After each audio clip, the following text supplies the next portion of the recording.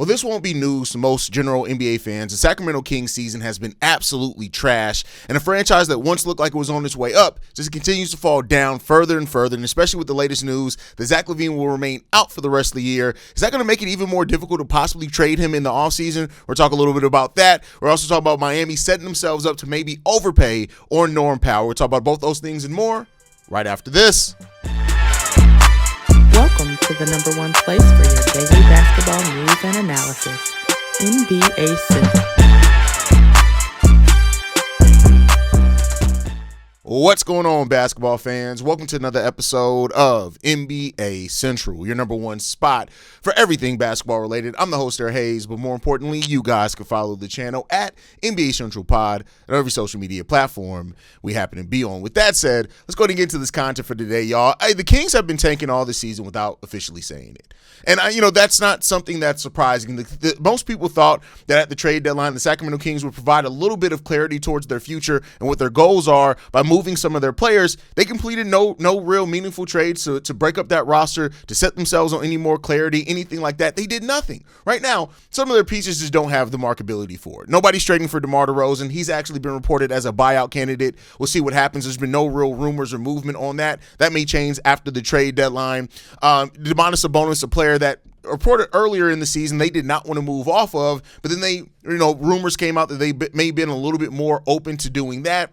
That didn't come to fruition either. And now the Sacramento Kings that have been struggling all season long, that luckily enough though, unlike some teams that season has been struggling, they do own their own first round pick outright. So that's, if you're looking for any silver lining for this Kings season, it's that they do own their own first round pick. So therefore, with them having the worst record in the Western Conference at only 12 wins on the season and the worst record in the NBA, they're going to give themselves the best possibility at the number one overall pick. Now, I'll say this, though. If you look at the way the last couple of drafts have gone, the team with the worst record actually has been getting screwed in the lottery more than they've really been benefiting from the lottery. So the Sacramento Kings, your luck, your bad luck that's been going on, that streak may not come to an end anytime soon, right? But now with Zach LaVine picking up the option to have season-ending surgery on his hand, this is just a further solidifies the fact that the Kings really have no direction. Now, this could become more clarified for them in the draft situation, mainly because, if they do luck up and get one of the top three picks in this draft, with the way that talent in the top three draft can drastically change the direction of your franchise, then that's there. I mean, then they have it. Then maybe they do sell off a LaVine who has a player option for $49 million. Maybe they just go to the highest bidder. Maybe at that point they're not worried about what the return is. Maybe Domantas Sabonis, maybe they turn around and try to flip him in the draft for a team that may have a decent pick, but therefore, they're more so worried about competing now. Maybe then you could flip that, right? So that's where you go from. Zach LaVine's season hasn't been as bad as what people is. Like, you guys know, I'm a Chicago Bulls fan. I've covered Zach LaVine for a very long time, before he was traded from the Chicago Bulls. And I'm not saying by any stretch that LaVine is some perfect player, that he's some great player, that he's even really a star caliber player. I think that Zach LaVine has always been miscast, at least in Chicago, as the number one.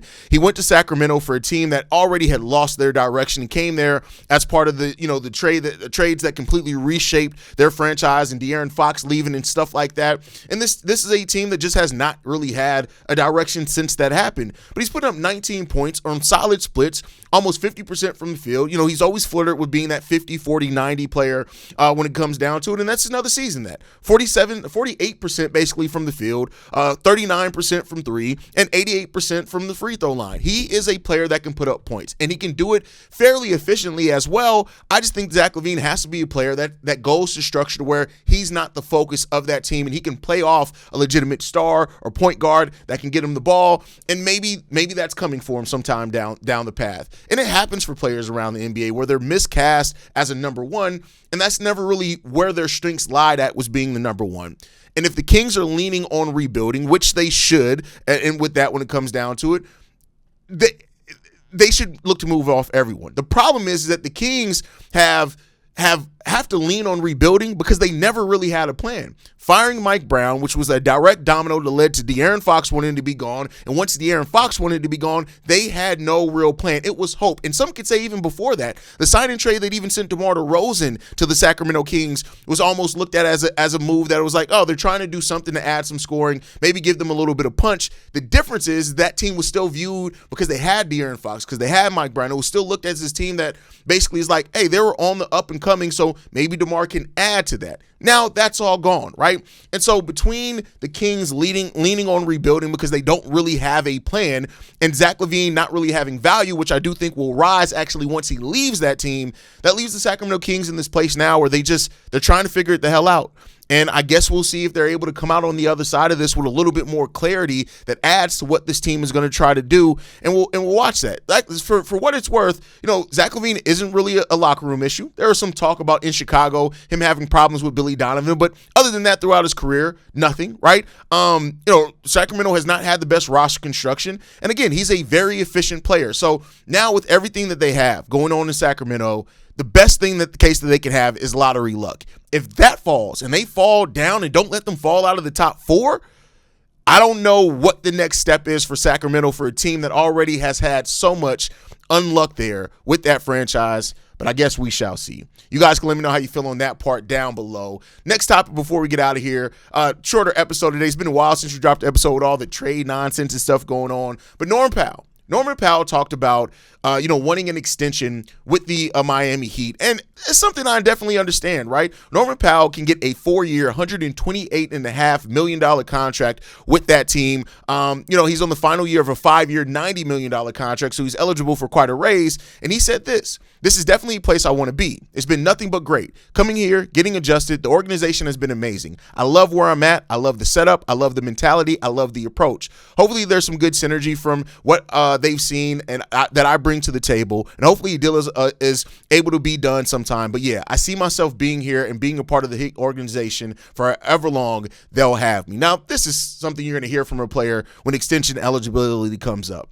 The question then becomes about, is that what makes the most sense for the Miami Heat? Is that an overpay at this time for Norman Powell, who undoubtedly Powell can score the ball? And when you look at that team, and I think him and Tyler Hero have never really had enough time to really kind of get their feet under them as a backcourt, but he's 23rd in the league in overall scoring, averaging 23 points per game on 47% shooting, and he's shooting the ball almost 40% from 3. There's no doubt that Norm Powell can absolutely score the ball, and he can fit in a lot of different types of offenses, I do think, as well. But when it comes down to it, it's the first-time All-Star this season, but this career season is coming to him at 32 years old. If he wants that full 4 years, $128 million, no knock to Norm Powell at all, because what he's been able to do has been great. But history shows that when a player has a career year at 32 and then you turn around and have to pay them, that's not always the best option there, right? So listen, I do think that Norm Powell is a good player. But I do think re-signing Norm Powell at that number is going to keep them at the place where they're going to be good, but not great. Now, there's some other things. They can look to move Tyler Hero. They can look to do some things with some other things to add the player that they need to this team. We know that Miami Heat are a team that's definitely hoping that they're going to have enough assets to go in on a Giannis Antetokounmpo trade if he truly does become available. Reportedly, they could have tried to make a move for Ja Morant, but they do not want to use those assets in case they do have a chance at Giannis. I do think they're going to have to push in some of these chips in the offseason, especially if you plan on playing Norman Powell. You're going to have to do something else unless you're going to be stuck in that mid area. The Miami Heat have been in the play-in basically since the play-in has started. Now, of course, they've had years where they've come all the way out of the play-in to be able to go to Eastern Conference Finals and things like that, and they've had amazing runs. But the fact is they're still stuck in the middle of the pack. And now they don't have a Jimmy Butler that goes into a superstar level in the playoffs, and that raises even more questions. I love Eric Spoelstra as a coach. And I think Heat culture is a real thing, and a thing that most fan bases would want to be able to say about their franchise, that they have a culture on their team that players have to come in and they have to learn to adapt to. But the fact of the matter is, regardless of all of that, this is still a team that has been in the middle of the pack, and they continue to be in the middle of the pack. So something is going to have to give. And if that's not Norman Powell, because he's proven it, you then have to make choices elsewhere, and tough choices with your roster. And that's something that Heat fans have been very disappointed at, because Pat Riley has really sat on his hands and not done things that they want to see to move that franchise into the right direction. And that's going to be the thing that we have to see here from the Heat. Are they really ready to do that? That's the big question here. And that's a question that I guess we'll see if they are ready to do, because I'll tell you what, the Miami Heat have too good of a coach. They have too good of a culture, and they do have assets to where they can go after. They have draft picks they can offer. They have pick swaps that they can offer. And they got some young talent in Jaime Jaquez, who's putting together a 6-man of the year type season. If they do want to go after a true star, they have Khalil Ware, a promising up-and-coming center. I'm not saying they need to get rid of all these young pieces to try to improve this team, because ideally you want to keep some of those guys around. But at the same time, what are you really trying to accomplish? And I have a hard time believing Eric Spoelstra, on top of Miami Heat fans, are going to be satisfied with just sitting in the middle of the pack for now the 5th straight year in a row. Let's see what's going to happen there, and let's see where the reset's going to come. But drop your thoughts down below. How do you feel about the Kings being forced into a rebuild? And is there one way out of this, getting lottery luck this season? And would you give Norm Powell 4 years, $128 million with where you are as the state of the Miami Heat? Because somebody's front office is about to make a decision that's going to define their next 5 years of their franchise. And I tell you what, I'm glad that I'm on this side of the mic and not one of the GMs that have to make that decision. But let me know your guys' thoughts and everything down below. Make sure you guys are following us at NBA Central Pod. You can send us any feedback, questions, comments, concerns, NBA Central Show at gmail.com. And then lastly, if you want to leave a text message and our voicemail for the mailbag, the number to do so, 773-270-2799. We are the #1 spot for everything NBA and basketball related. And I'll catch you guys the next time I feel like making a video. Probably tomorrow. Peace, y'all. This has been a presentation of the Breaks Media.